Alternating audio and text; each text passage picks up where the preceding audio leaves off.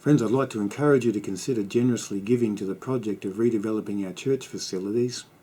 We are a sent people of the gospel, after all, sent to bring Jesus' hope to people by loving them in his name. Our vision is to see God's love coming to life in people, more often, as much as we can. And our mission is to share the love and hope of Jesus in the hope that his love comes to life, takes root in people's lives in our community. We are seeking support to improve our facilities in this endeavour. We want to provide safe, current, multi-purpose, flexible, open, welcoming facilities for this mission. To care for people who gather in our facilities for more days of the week, in more kinds of sizes and shapes, with different purposes, in current, accessible, safe, welcoming facilities. That's our goal. So we further the vision of seeing God's love come to life in our community. What do we do in our new facilities? The same things we do now in all of our buildings in one way or another. Particularly this place, worship the Lord. This is a church facility, a sacred space, and will remain primarily that always. And yet we'll be able to worship in different kinds of ways, in different kinds of styles and times to suit various people and their needs. And we'll be able to make our building more engaged with people because they can gather here for things other than worship. On Sunday, many activities, many things during the week, all week. How will redeveloping our building help us achieve our mission even more fully? It'll be a more current, flexible, open, welcoming space to be used more days of the week than just a few hours on Sunday for one purpose. Multi-purposed, multi-week. Make our building much more usable by all concerned, both mainly for ourselves, of course, but also for the community and ways in which we're reaching into the community. What benefits will come from this redevelopment? Our mission will be able to be compliant, current, accessible, welcoming and flexible. It will remain a large worship space, as I've said, of course, but much more flexible, able to do different kinds of worship and cater for different kinds of needs.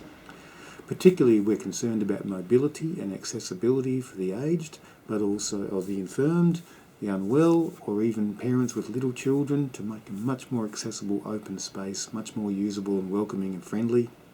Have a small kitchen facility that can bring back catering into our community, all under one roof, where we're all together, and we even bump into each other on the way in and the way out, and we feel one church again, a little more strongly, which is great. A small chapel space to pastoral care conversations, private absolution, confession absolution, prayer groups, prayerfulness on a Sunday morning, that kind of space, wonderful to have. Storage and ease of use of all of our paraments and all of our communion gear and all of our worship stuff and other activities as well, all under one roof, easily accessible, much easier for our volunteers. Friends, people always come first in a church. Church is people. People always come first. They're the carriers of the good news too.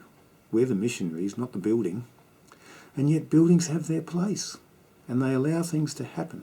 And they always have in the community of God. I'm thinking the temple and the tabernacle and so forth.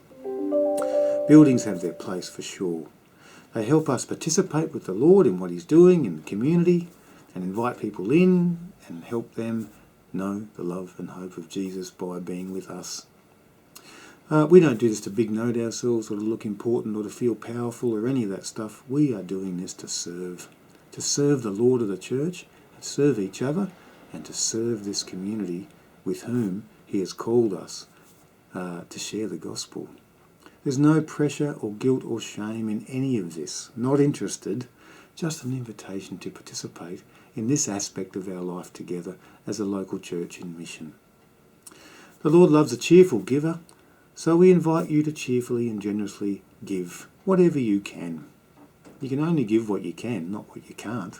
There's no guilt, no fear, no shame in any of this, just an invitation to generously give to this particular project at this particular time in our long journey as the people of God. We commend it to you.